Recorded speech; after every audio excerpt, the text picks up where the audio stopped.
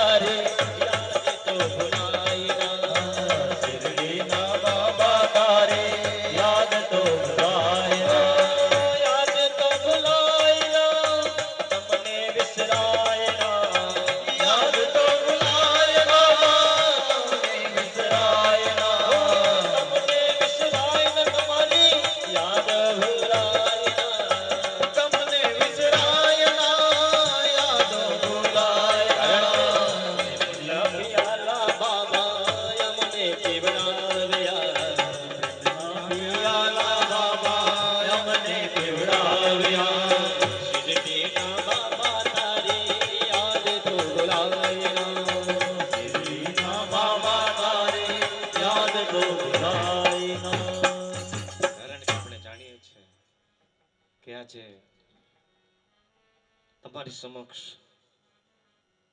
જે તો મેં તો વિચારી હતું ભાગવતમાં કહી દીધું કે પ્રભુ તમારી 108 કથા કરીશ પણ 108 કથા જ્યારે શરૂઆત કરી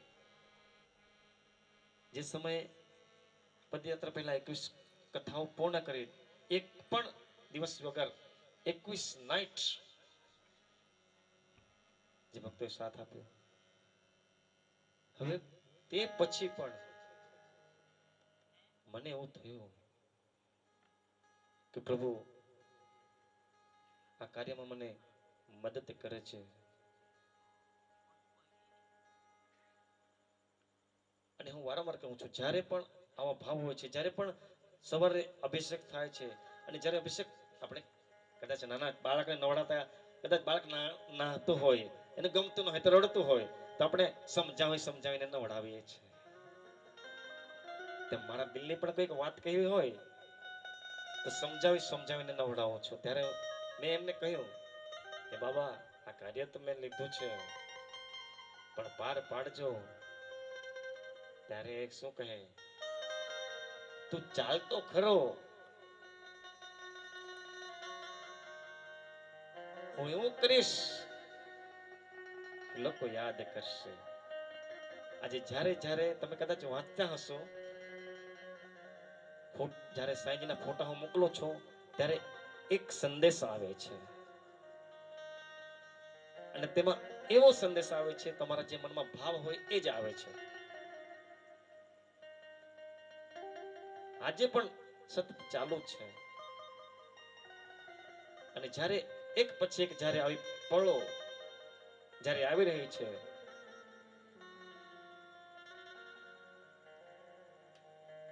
જે મારા સાઈ મિત્રો જ્યારે ભજન ગાતા અને એમની સાથે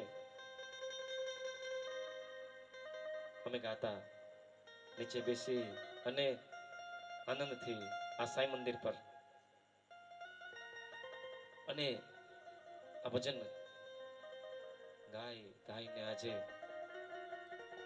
આ સાઈજી નાતો ન તૂટે એટલા માટે પદયાત્રા કરીએ જ છે પણ એની સાથે સંબંધ જકડાયેલો રહે એટલા માટે આ કાર્ય લીધું છે અને આગળ પણ મેં કદાચ તમને કહ્યું કે બાબા હું 108 સાઈ કથા પૂરી કરી દઈશ પણ એવું કંઈક બીજું પણ કાર્ય હશે ને કારણ કે આજે 108મી સાઈ કથા છેલ્લી સાઈ કથા થઈ રહી છે કારણ કે જ્યારે પણ સાઈ કથા એક જગ્યાએ પૂર્ણ થતી બીજા વિચાર આવે કે પ્રભુ કઈ જગ્યાએ અને જ્યારે જવાનો થાય ત્યારે આનંદ થાય અને એ રીતે બધું સહન કરી અને આ કાર્યને લીધું અને પ્રભુએ જે માર્ગ ઓટોમેટિક બધા ખુલ્લા કરી રહ્યો છે, ત્યારે જે પણ તમે માંગો તે મળી રહ્યું છે. ત્યારે અને જે યજ્ઞો થાય છે, મેં પહેલા જ કહ્યું કે જે પ્રભુની કીર્તિ છે, આવા યજ્ઞો આવા કાર્યક્રમો થાય તો એની કીર્તિ વધતી જાય છે, એના પ્રભાવ વધતો જાય છે. તસવીરમાં મૂર્તિમાં તમને કેવા ભાવ પ્રગટ થશે, તમે જ્યારે દર્શન કરવા માટે જશો તમને ખબર પડી જશે. અને એટલા માટે આ કાર્યની જરૂર છે. અને એટલા માટે કહ્યું કે મારા મિત્રોને પણ કહું છું કે આ કાર્ય કોઈ પણ હોય ચાલુ રાખવાનું છે. અને જે મારા સમય આગળ પણ કાલે પણ કહ્યું કે જે વડીલો બેઠા છે, હંમેશા કોઈ પણ કાર્યમાં એ લોકો હોય છે. અને છેલ્લે જે બે શબ્દો એને મુખેથી આપણે સાંભળવાનું પણ છે આજે, કે આ દુનિયામાં એમનો સહકારની પણ જરૂર છે, માર્ગની જરૂર છે. એક ગામમાં એક જાન જવાની, બધા આપણા જેવા યુવાની આવે, બધા જાય, નક્કી કર્યું વડીલોને કોઈને નથી લઈ જવાનું, આપણે જવાનું છે, મજા આવશે. હવે તૈયાર થઈ ગયા જાન લઈને. જ્યારે જાન મંડપ પાસે પહોંચી, એમના જે વડીલ હતા એમણે કહ્યું કે બેટા તમે ક્યાં જઈ રહ્યા છો, મને પણ તો લેતા જાઓ, હું પણ અહીં કંટાળી ગયો છું.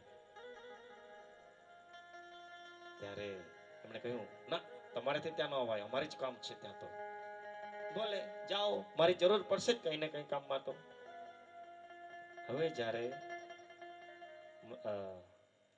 મંડપ પાસે પહોંચ્યા, દીકરીના જે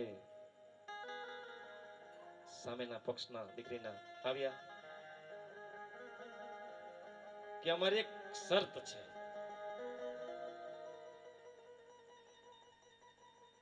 યુવાને એવો વિચાર કરે, શું શરત હશે? અમારી દીકરી આપવા તૈયાર છે અમે, પણ અમારી શરત મંજૂર હોય તો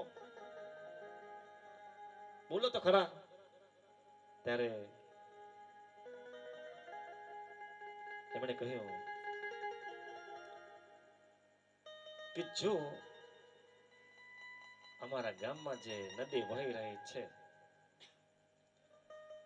એ આખી નદી દૂધથી ભરી દો તો દીકરી આપીએ. એટલી મોટી નદી, એમાં દૂધ લાવવાનું ક્યાંથી એટલું બધું? વિચાર કરી અને મન પડે, ક્યાંથી લાવી દૂધ એટલું બધું? બહુ વિચાર કરે, બહુ વિચાર કરે.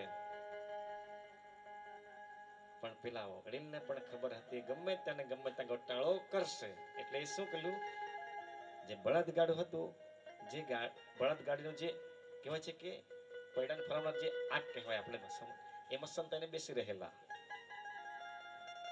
એ બધા વિચાર કર્યા કરે. ત્યારે એ સાંભળ્યા કરે વડીલ કે ફસાયા છે. નીકળી આવ્યા સંતાતા ને કહ્યું શું થયું? અરે તમે ક્યાંથી આવી ગયા? ત્યારે વડીલને કહ્યું મને ખબર હતી કે મારું કામ પડશે. એમણે કહ્યું શું થયું? એ લોકો એક શરત મૂકી છે કે જો જે નદી છે આ નદી આખી પાણીથી દૂધથી ભરી દો તો દીકરી આપીએ. તો હવે ભરીએ ક્યાંથી, આટલું દૂધ લાવીએ ક્યાંથી? વડીલ કહે આટલીક વાત, એમાં આટલો બધો હોબાળો શા ન કરવાનો? એમને કહી દો અમારી પણ શરત, એ નદીમાં એક ટીપું પાણી ન રહે તો અમે નદી ભરવા તૈયાર.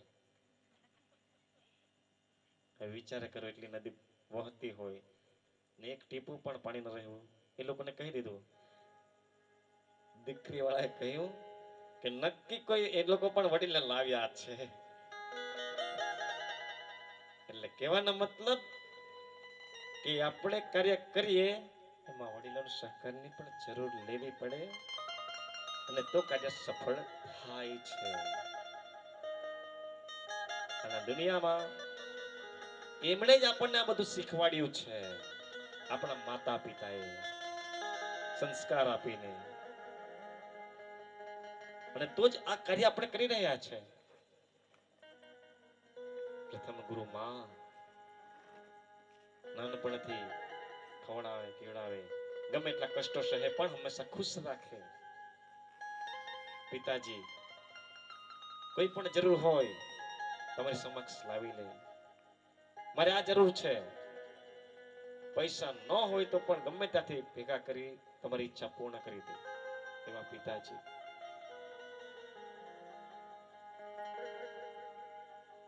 ભણવા જઈએ સ્કૂલમાં તો જે આપણા શિક્ષક આપણને શીખવાડે એ પણ આપણા ગુરુ જ છે. અને જે આખું સંસાર ચલાવતા શીખવાડે ગુરુજી, એની પાસે પણ જવાની જરૂર છે. કારણ કે એ કેવી રીતે જીવવાનું, શું કરવાનું શું ન કરવાનું, એનાથી જ્ઞાન મળે છે આપણને. અને એટલા માટે જે સતગુરુ સાંઈનાથ મહારાજ એવા ઘણા ગુરુઓ છે જેની જરૂર છે આ દુનિયામાં.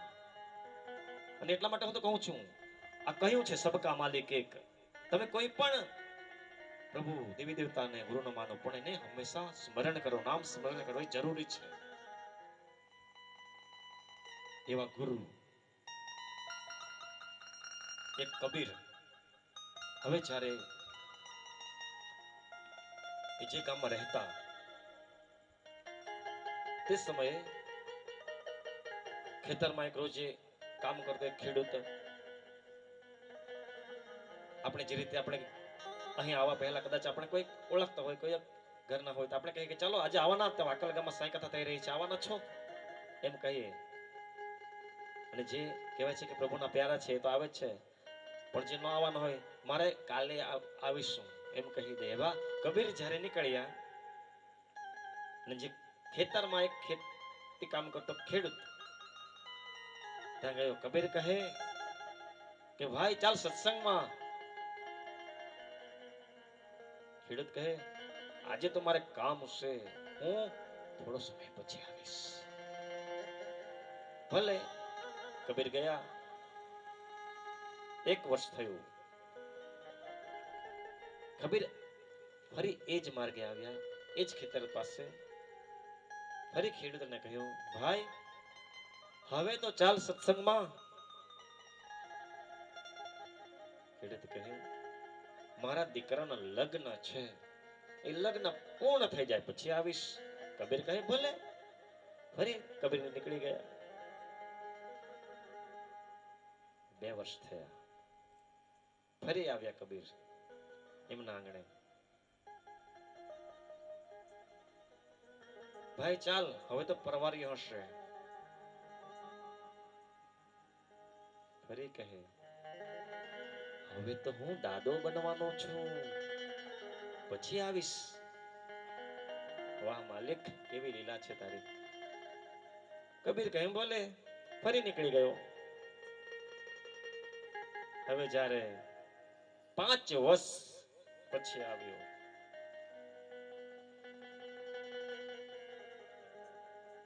હવે જ્યારે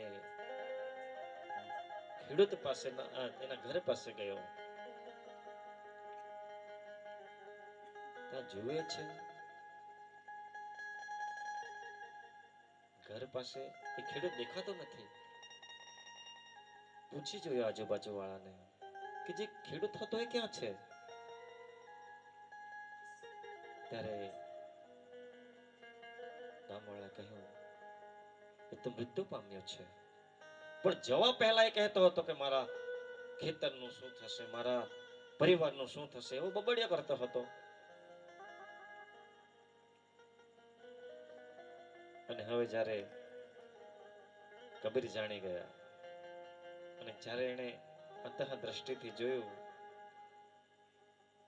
તો બીજો જન્મ થયો હતો બળદના રૂપમાં, જ્યાં ખેતરમાં કામ કરી રહ્યો છે. હવે જ્યારે એને જોયું એ બળદના રૂપમાં છે. હવે જ્યારે બળદ ઉંમર થઈ, વૃદ્ધ થવા લાગ્યો, આપણે પણ જાણીએ છીએ કે કામ લાયક ન હોય તો એને બીજાને આપી દઈએ છે. હવે માલિકે પણ એને વેચી નાખ્યો, દુબળો થઈ ગયો બિચારો, કસાઈને આપી દીધો. કસાઈ શું કરે છે તમને ખબર છે? જે સારું સારું એ લઈ લે, નાખી દે. ચામડું લઈ લીધું, અને જે આવા દુર્લભ છે જ્યાં એમનો ઉપયોગ થાય છે એમાં વાપરવામાં આવ્યું. હવે જ્યારે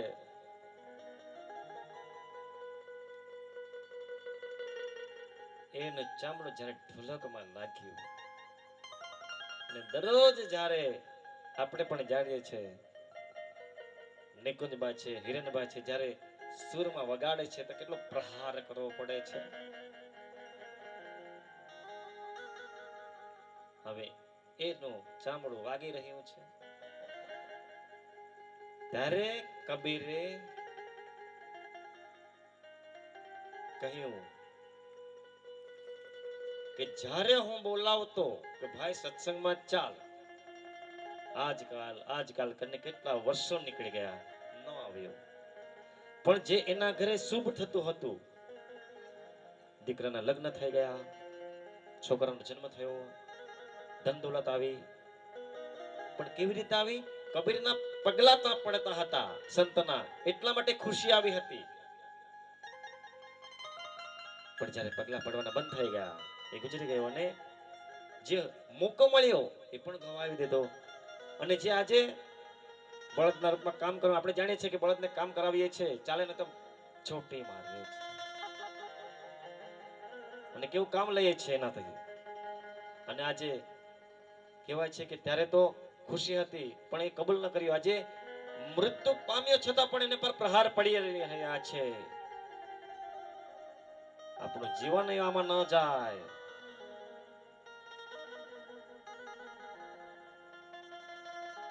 કોઈક વાર થાળામાં કદાચ બોલવામાં આવે છે તો સમય સાંભળ્યો છું, હશે કદાચ.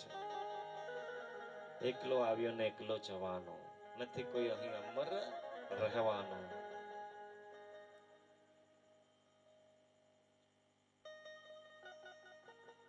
ભક્તિનું ભાથું ભરી લેજો, એટલા માટે કહ્યું છે કે જ્યાં તમને મળી રહ્યું છે પ્રભુનું ભાથું, જેટલું પણ ભરો એટલું ઓછું છે, જેટલું પણ જ્ઞાન લો એટલું ઓછું છે. પણ એટલું યાદ રાખો કે તમે જ્યાં બેઠા છો, હું તો એના કૃપાથી નિમિત્ત બની તમને આપી રહ્યો છું જ્ઞાન. પણ એવું ન બને કે અહીં આવ્યા, સાંભળ્યું, ઘરે જઈને ભૂલી ગયા. આ કાર્ય એવું છે, તમે અહીં સાંભળો, ઘરે જઈને એનું મનન કરો, ચિંતન કરો કે શું ત્યાં આપણે જાણવા મળ્યું. જે આપણા થોટ્સ, વિચારો, નેગેટિવ પોઝિટિવ, સારા વિચારો લેવાના છે આપણે, ખરાબને બહાર કાઢવાના છે.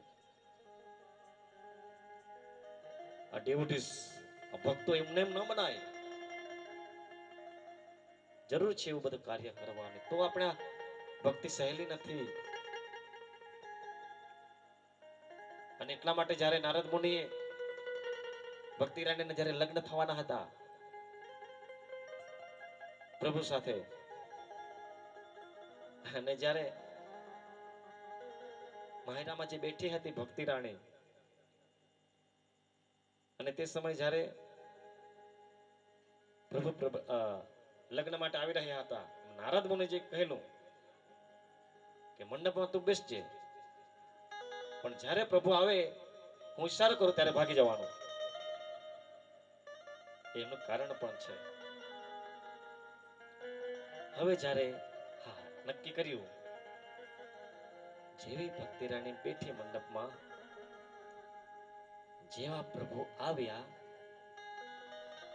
ઈશારો નારદ મુનિએ કહ્યું, ભક્તિ રાણી ભાગી ગયા. હવે જ્યાં ભક્તિ રાણી ભાગી ગયા, એની પાછળ પ્રભુ પણ. અને આજે આપણે જોઈએ છે જ્યાં પણ ભક્તિ જાય છે, ગરીબ ઘર હોય કે ધન દોલત વાળાનું ઘર, ગમે તે ખૂણામાં ભક્તિના ભજનો ભક્તિનું થાય છે ત્યાં પ્રભુને જવું જ પડે છે. અને એટલા માટે આ કાર્ય પ્રભુએ નિર્મિત કર્યું કે જ્યાં જ્યાં પણ ભક્તિ હશે ત્યાં પ્રભુ અવશ્ય કોઈના કોઈના રૂપમાં આવી જાય છે, દર્શન આપી જાય છે. જરૂર છે આ. એટલે હું તો કહું છું, જ્યારે પણ તમે ભજનમાં બેઠા હો, જે પણ ભજન ચાલતો હોય એના અર્થને સમજવાની કોશિશ કરો, પકડો શું કહેવા માંગે છે ભજન, તો તમારા ભાવ પ્રગટ થશે.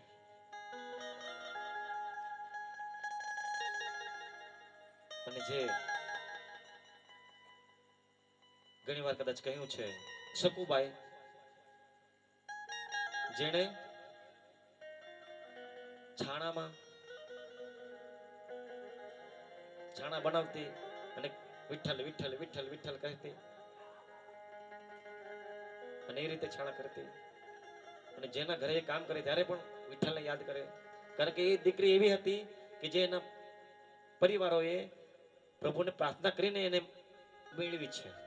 અને જ્યારે પંઢરપુર જાય છે, પ્રભુને પ્રાર્થના કરે છે કે જે તમે દીકરી આપી છે એ દીકરીને હું લાવ્યો છું, મને આશીર્વાદ આપો. અને દીકરીએ કહ્યું કે જ્યાં સુધી તમે મને જવાબ ના આપશો ત્યાં સુધી હું તમારા પગને પકડી રહીશ.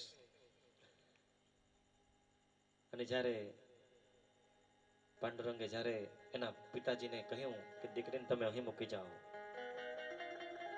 જેને કેટલા વર્ષો પછી દીકરી આપી અને તેને જો આપણા કાળજાના ટુકડાને જે મૂકી જવાનું હોય,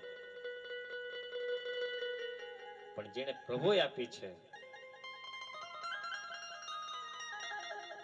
એ પ્રભુને આપવા કોણ તૈયાર ન થાય. જે આખા દુનિયાનો માલિક જ્યારે દીકરી ચરણને પકડ્યા હતા, એ બંને પતિ પત્ની ત્યાંથી નીકળી ગયા રડતા રડતા. જ્યારે દીકરી ભાનમાં આવી, એમ જેમ જોયું છે માં પિતાજી નથી, દીકરી રડી રહી છે, માં પિતાજી તમે ક્યાં છો, મને એકલી મૂકી કેમ ગયા?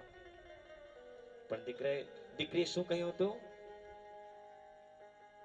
પ્રભુને મને જ્યાં સુધી તમે જવાબ ના આપશો ત્યાં સુધી હું પકડી રહીશ. એટલી વારમાં ત્યાં એક તે જ ગામનો રાજા આવ્યો. એ દીકરીને રડતા જોઈને કહ્યું, દીકરી રડીશ નહીં, હું તને મારા ઘરે લઈ જઈશ. એને દીકરીને ઘરે લઈ ગયો અને જે એની પત્ની કામ કરી હતી, ઝાડુ વાળી રહી હતી, દીકરી કહ્યું એ તમારું કામ નથી, મને આપો. જે 5 વર્ષની દીકરી ઝાડુ લઈ લે છે અને બધું કામ કરે છે, અને કહી દીધું કે આજથી આ બધું કામ મારું છે, રોટલા બનાવવાનું, કપડા ધોવાનું બધું કામ હું કરી લઈશ. શકુબાઈ કહે છે, 5 વર્ષની દીકરી. પણ કેવી રીતે? કે જે પ્રભુએ કહ્યું કે જ્યારે મારી જરૂર પડે ત્યાં હું આવી જઈશ. જ્યારે દીકરી કામ કરતી અને કહે પ્રભુ આવો મદદ કરવા, એ વિઠ્ઠલ આવી જાય એની સાથે કામ કરવા માટે. કેવી ખુશ નસીબ છે શકુબાઈ, જેણે પ્રભુએ સાથે આવીને કામ કર્યું છે.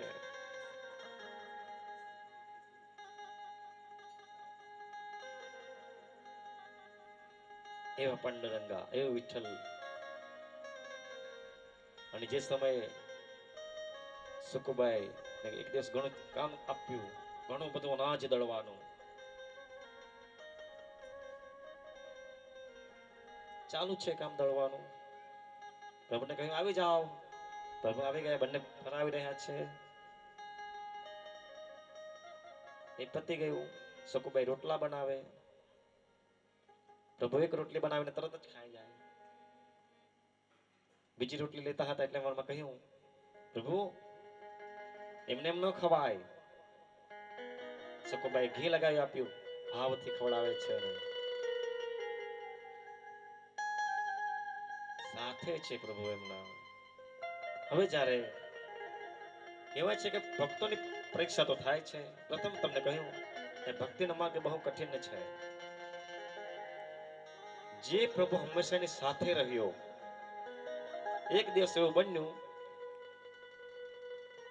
જે રોટલી ખાઈને આપણે પણ જ્યારે જમવાનું થાય તો આપણને ઊંઘ આવે. પ્રભુ કહે સકોબાઈ આજે મને બહુ ઊંઘ આવે છે, મારે ત્યાં નથી જવું, મારે તો અહીં જ ઊંઘવું છે. સકોબાઈ કહે પ્રભુ ના, મારી ઝૂંપડી તમે કેવી રીતે ઊંઘી શકશો? એસો આરામની જિંદગી છે મારી. પ્રભુ કહે ના, મને બહુ ઊંઘ આવે છે, મને ઊંઘ આવે છે, મેં હું ઊંઘી જઈશ. અને ઓરડામાં નીકળી ગયો. ખૂણામાં આભૂષણો કાઢી મૂક્યા, મુગટ કાઢી મૂક્યો ને ત્યાં જ ઊંઘી ગયા. ને પ્રભુને કદાચ ઠંડી ન લાગી જાય, સકુબાઈ ગયા, વિઠ્ઠલ વાળો જે ચાદર છે પ્રભુને ઓઢાવી દીધો. હવે સવાર થયું. હવે પંઢરપુરમાં મંદિરમાં જે પૂજારીઓ અભિષેક કરવા માટે ગયા, જોયું બાપા પ્રભુનું મુગટ નથી, હાર નથી, વસ્ત્ર નથી, જે પહેર્યું તે નથી. અને ત્યાં એક કાપડ છે, વિઠ્ઠલ નામનું ઓઢેલું છે. વિચાર કરે ક્યાંથી આવ્યું? પણ પ્રભુ ક્યાં ઊંઘેલા છે? સકોબાઈના ઘરે.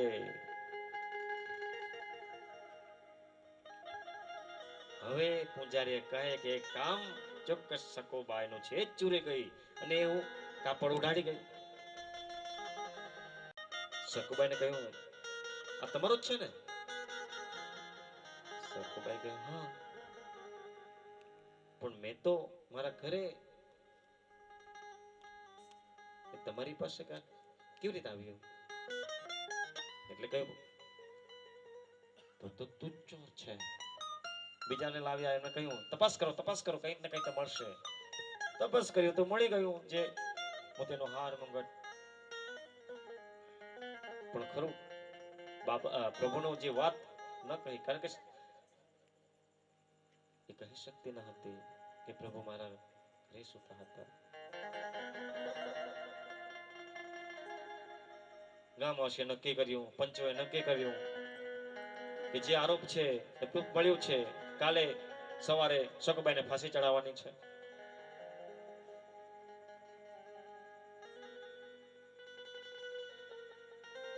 હવે જ્યારે સવાર થયું,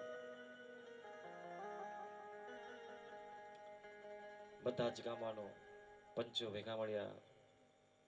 સકુબાઈને કહ્યું તારી કોઈક ઈચ્છા હોય તો કહેશ, બોલ. સકુબાઈ કશું બોલ્યા નહીં ને મનમાં પ્રાર્થના કરી પ્રભુને, વિઠ્ઠલ તારા માટે હું બધું કરવા તૈયાર છું. જો તારી ઈચ્છા છે તો ફાંસી પર ચડવા તૈયાર છું. પ્રભુને પ્રાર્થના કરી, જવાની તૈયાર કરી. એટલી વારમાં તો વિઠ્ઠલ ત્યાં હાજર થઈ ગયા, પીઠ પર હાથ મૂકી. લોકો જોતા રહી ગયા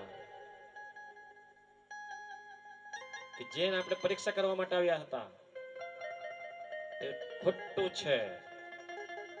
સકુબાઈ સત્ય બોલે છે અને આજે એમની નામના દૂર દૂર સુધી પહોંચી છે. એટલે ઘણી વાર કહેવામાં આવ્યું છે કે જે સકુબાઈ છાણા થાપ બનાવતી અને એમાં જો પ્રભુનું નામ બોલતો હોય તો આપણે પણ કરી શકીએ. એવું નામ લઈ લઈને કેમ ન પ્રભુ આપણને એનો અહેસાસ કરાવે, અને જરૂરી છે. એવા કેટલાય બધા દ્રષ્ટાંતો છે, પણ આપણે જે લીલા તરફ જઈ રહ્યા છે ત્યારે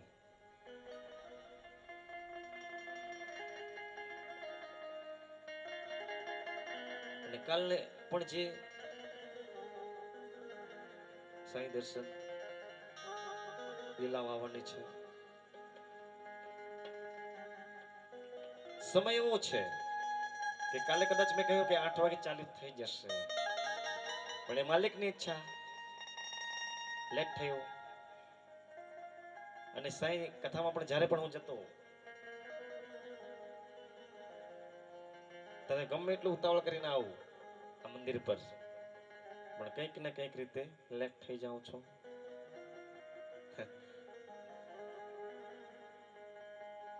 અહીં સુધી કોઈક વાર મારા પત્ની જ્યારે જલ્દી જલ્દી કામ પૂરું કરીને જ્યારે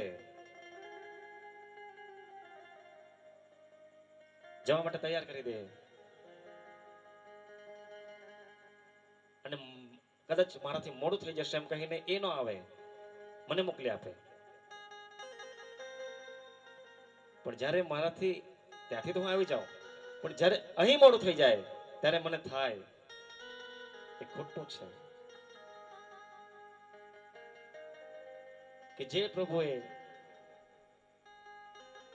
એવી અર્ધાંગી આપી છે અને તે આટલી કોશિશ કરીને મને તૈયાર કરી દે છે ને કોઈને મૂકી આવું, અને એટલા માટે હું ગમે એટલી ઉતાવળ કરીને આવું, અહીં ગમે તે રીતે મોડું થઈ જાય.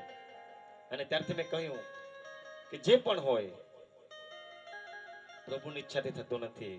માટે સાંઈ ભક્તોને પણ મેં તો કહી દીધું, મોડું થાય તો કશું નહીં, પણ આપણે કોઈ ચિંતા ન કરવાની. અને આજે તમે જાણો છો આવતા 2 થી 3 પણ વાગી જાય, અને આ જે સહન કર્યું આપણે, આજે 108મી સાંઈ કથા કરી રહ્યો છું. એવી લીલાઓ તો ઘણી છે.